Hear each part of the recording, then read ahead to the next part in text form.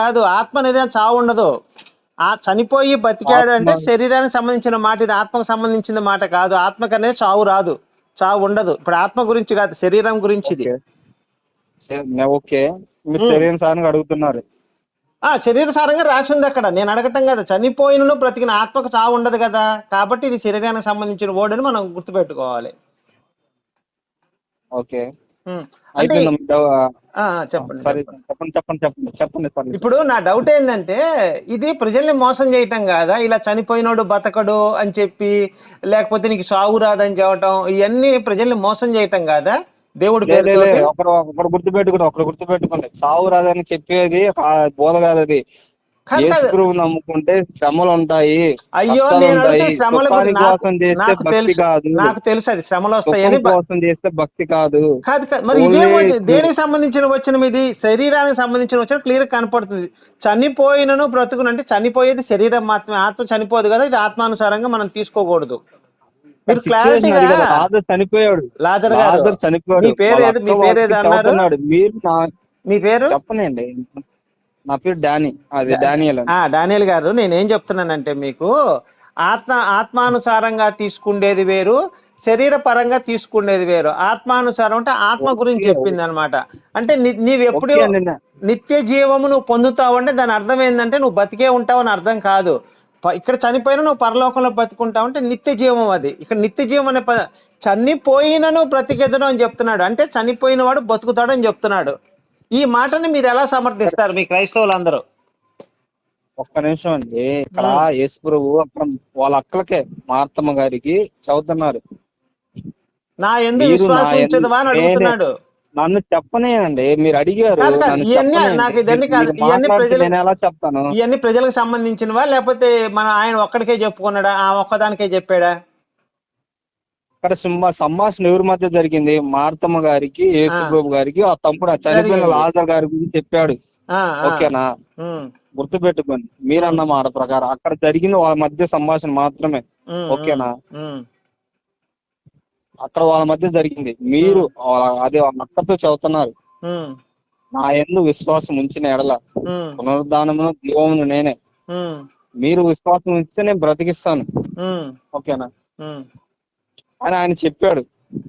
కానీ బ్రతికి నా యందు విశ్వాసం ఉంచి ప్రతివాడు ఎన్నడికి చనిపోడు. బ్రతికి కింద వచ్చినప్పుడు బ్రతికి నా యందు విశ్వాసం ఉంచి ప్రతివాడును ఎన్నటికి చనిపోడు, ఎన్నటికి చనిపోడు. ఓకేనా? అది ఇది ఆత్మానుసారంగా. ఆయన ఇది రెండోది ఆత్మానుసారం. నేను అదే చెప్తున్నా. అక్కడ వాళ్ళిద్దరి మధ్య సంభాషణ, అది అక్కడ జరిగిన సంభాషణ. నేను ఒక నిమిషం డానియల్, నేను చెప్పేది కరెక్ట్ గా వినట్లేదు, నువ్వు వితండవాదం చేస్తున్నావు నాతోటి లిటరల్ గా. నేను పై వచనం గురించి అడిగే, కింద వచనం గురించి ఆత్మానుసారంగా మనం తీసుకోవచ్చు, తప్పులేదు. నువ్వు చెప్పిన దాంట్లో 100% నేను ఒప్పుకుంటా. రెండోది ఆత్మానుసారంగా చెప్పాడు, కానీ పైది మాత్రం శరీర పరంగా చెప్పాడు. చనిపోయినను అన్నాడు. అదే కదా శరీరానుసారంగా సంభాషణ ఎవరికి జరిగింది? ఇప్పుడు లాజరును బతికించిన సందర్భమే కదా అక్కడ, అవునా? అంటే చనిపోయినాడు బతికించాడు. ఒక నిమిషం, చనిపోయిన వాడిని బతికించాడు కాబట్టి నా యందు విశ్వాసం ఉంటే చనిపోయిన నేను బతికిస్తానంటున్నాడు అక్కడ. నీకు అర్థం కావట్లే నేను చెప్పేది నీకు. ఆ లాజర్కి ఏం చెప్తున్నాడు, ఆమెతో ఏం చెప్తున్నాడు అంటే, అమ్మ నా యందు విశ్వాసం ఉంటే చనిపోయిన నేను బతికిస్తానంటున్నాడు అక్కడ. ఆత్మానుసారం కాదు అది. 25వ వచనం ఆత్మానుసారం కాదు, లాజర్ను బతికి చూపించాడు అక్కడ. ఒక్క నిమిషం, సరే అండి, ఒక్క నిమిషం. నేను ఒక క్వశ్చన్ అడుగుతాను, మీరు అడిగిన దానికి. మీరు ఎట్లా అన్నారు కాబట్టి చనిపోయినాను నేను బ్రతికిస్తాను అన్నాడు. బతికించాడు అక్కడ. బతికిస్తాను మాట చెప్పలేదు, బతికించాడు ఆల్రెడీ లాజరస్ ని. సరే బ్రతికించాడు. ఓకేనా? మీరు అడిగిన దాని ప్రకారం శరీరానుసారంగా దేవుడికి అసాధ్యమైనది ఏమైనా ఉంటాయి? మోసం ఇది నేను చెప్తున్నా, అదే మోసం చేస్తున్నాడు ప్రజల్ని. యేసు అనే దేవుడి పేరుతో మోసం ఇది. మోసం అయితే మరి ఎందుకు చనిపోతున్నారు? మన కరోనా వచ్చినప్పుడు క్రైస్తవులు 1500 మంది పాస్టర్లు చనిపోయారు. మరి యేసుని నమ్ముకుంటే వాళ్ళందరూ బతికుండాలిగా. ఒక్క నిమిషం. పీడి సుందరరావు కరోనా ఫీజు కట్టి 3 లక్షల రూపాయల ప్యాకేజ్ తీసుకున్నాడు. చెప్పనేయండి, ఏం చెప్తావయ్యా బాబు? ఇక్కడ ఒకటి ఉంటే నువ్వు ఒకటి మాట్లాడుతున్నా, నీకు సబ్జెక్ట్ లేదు, ఏమీ లేదు, నోటికి వచ్చింది మాట్లాడుతా ఉన్నావు, వితండవాదం చేస్తున్నావు అంతే. వితండవాదం కాదండి, మీరు చెప్పట్లే. ఎట్లా మీరు నన్ను ఏం చెప్పాలి? నువ్వు చెప్పేదంతా నువ్వు చెప్పేది సోదిలాగా ఉంది, కానీ పనికొచ్చేది ఏమైనా ఉందా?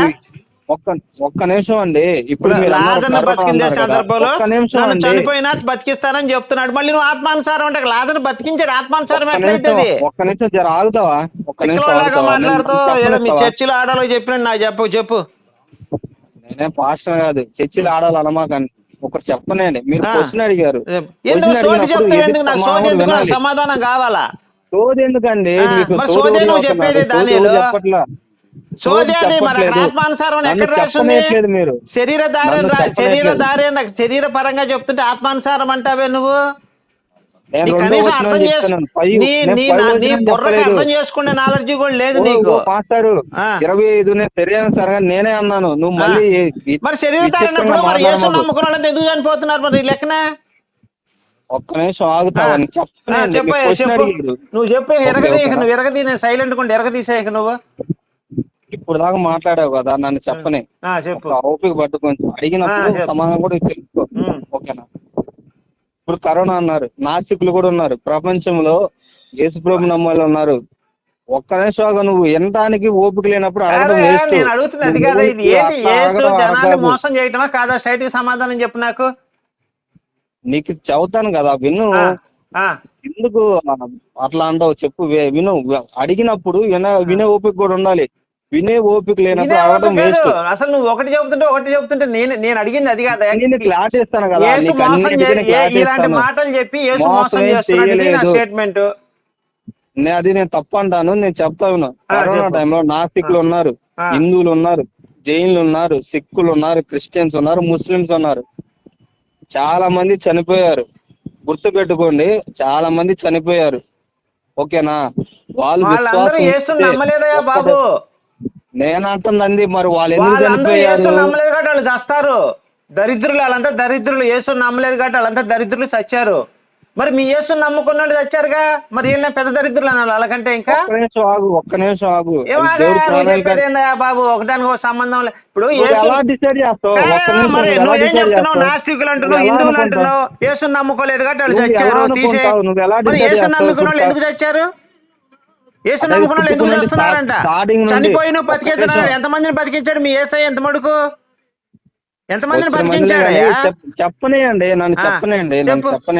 చెప్పయ్యా. అనుకుంటే యేసు ప్రభు నమ్ముకున్న అనాది కాలం నుండి పూర్వం నుండి ఎంతో మంది నమ్ముకున్నారు. మరి వాళ్ళు చనిపోయారు. మీరు అడిగిన దాని ప్రకారం అదే మోసం చేస్తానని చెప్తున్నా. ఇలాంటి వచనాలు పెట్టి జనాల్ని మోసం చేస్తున్నాడు. ఇప్పుడు అలా అనుకుంటే కృష్ణుడు ఉన్నప్పుడు కూడా చాలా మంది చనిపోయారు. కృష్ణుడు ఎవరు? అప్పుడు ముందు చనిపోయారు. కృష్ణుడు ఎవరు? మీరు సనాతన ధర్మం ప్రకారము బాబు, నేను సనాతన ధర్మంలో కృష్ణుడు నమ్ముతున్నాను. హిందువులు చనిపోలేదా? నేను సనాతన ధర్మంలో కృష్ణుడు నమ్ముతున్నాను. నీకేమని చెప్పానా? రాముడు నమ్ముతున్నాను. నేను సాతాను, నా దేవుడు సాతాను. నేను బైబుల్లో ఉన్న సాతాన్ దేవుడు ప్రార్థన చేసుకుంటా రోజు. ఆయన్నే పూజిస్తా. ఆయనే నా దేవుడు. సాతాన నా దేవుడు. బైబుల్లో సాతాన్ నా దేవుడు. సరే నన్ను చెప్పని నువ్వు సాతాన్ అంటున్నావు. ఓకేనా? నువ్వు ఏ దేవుడు నమ్మవు, ఓన్లీ సాతానుగానే నమ్ముతావు. 100% నమ్ముతాను. నా దేవుడు సాతాను. నువ్వు ఏ దేవుడు నమ్మవు, దేవుడే సాతాను. బాబు నీకు అర్థం కావట్లేదు. నా దేవుడు సాతాను. దేవుడు సాతాను. అదే నేను అంటున్నదే కదా బాబు. నువ్వు మిగతా వాళ్ళు కాకుండా సాధారణ మాత్రం నమ్ముతా అంటున్నా. నువ్వు అంటుంది అదే కదా. అవును. మరి దానికి ఎందుకు ఏదేదో మాట్లాడుతున్నావు? అసలు ఆలోచిస్తున్నా కొంచెమైనా? నాకు సాతాను చేసిన నేను చెప్తున్నా. నీకు యేసు దొంగ మాటలు చెప్పాడు అన్ని. నువ్వు చచ్చిపోయిన వాళ్ళు బతికిస్తా, నీ సావు రాదు. ఒక్క నిమిషం విను. నా సాతాను, నా దేవుడు సాతాను. బాబు వినయ్యా, నా దేవుడు సాతాను బట్ట కట్టుకోవడం నేర్పించాడు ఆదాము అవ్వకి. నాకు మనందరూ కూడా బట్టలు కట్టుకుని ఉంటే మన సాతానే దేవుడు ఆయన. నువ్వు నేను బట్టలు కట్టుకొని తిరుగుతున్నా సాతానే. బైబుల్ చదువు బాబు. నువ్వు పండు తినవయ్యా. పండు తింటే నువ్వు బట్టలు లేకుండా తిరుగుతున్న సంగతి నీకు వస్తుంది. జ్ఞానం వస్తుంది. మంచి చెడులు తెలిపే జ్ఞాన ఫలం ఉంది కాబట్టి ఆ ఫలాన్ని. అక్కడ ఇంకో వృక్షం కూడా ఉంది. 2 వృక్షాలు ఉన్నాయి. ఏమున్నాయి? జీవవృక్షం ఉంది, మంచి చెడులు గ్రహించే వృక్షం ఉంది. నీకు మంచి చెడులు కావాలా? కాదు, నీకు మంచి చెడులు తెలిపే జీవవృక్షం అంటే మంచి చెడులు తెలిపే జీవవృక్షం. అది ఒకటే వృక్షం ఉంది. అక్కడ 2 వృక్షాలు లేవు. తీర్చి చూపించు. 2 వృక్షాలు ఉన్నాయి. బైబుల్ చదువు ఫస్ట్. నువ్వు తీర్చి నాకు రిఫరెన్స్ చూపించు. నువ్వు నాకు తీసి రిఫరెన్స్ చూపించు.